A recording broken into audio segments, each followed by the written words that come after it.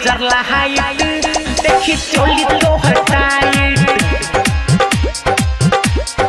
ये हो पागला सब लेजर लाइट देखी चोली तो हटाइट कैसे से खुली रानी तू हर बेबसाइट बताई तो ना रानी कितना बाबा है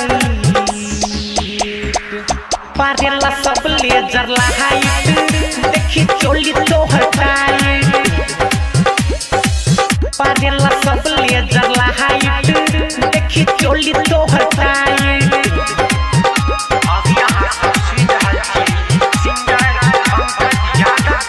डीजे कादी कादी हट सीधी पाना सहुआ रहा दे देखी चीज गाड़ा नहा दे देखी टावर के हाइट मारे लुका सफाई पाना सहुआ रहा दे देखी चीज गाड़ा नहा दे देखी टावर के हाइट मारे लुका सफाई काहे कोइले बारू पासपोर्ट के हाइट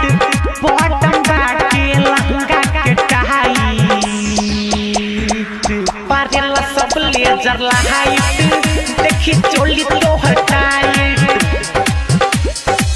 पारेला सब लेजर लाइट देखी चोली तो हटाइट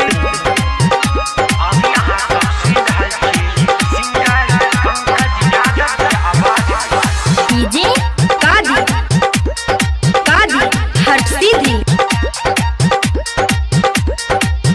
छौरा ताकेला नीचे बुढ़वा लहंगा के खींचे खेता महंगेला पहुंचा बोने चाहेला भुइचा छौरा ताकेला नीचे बुढ़वा लहंगा के खींचे खेता महंगेला पहुंचा बोने चाहेला भुइचा बाबा बलराम साथे पंकज अहन कहे बाटे मुहटी कुरे है डड़ा पारेला सब लेजर लाइट देखी चोली तो हटाइट पारेला सब लेजर लाइट देखी चोली तो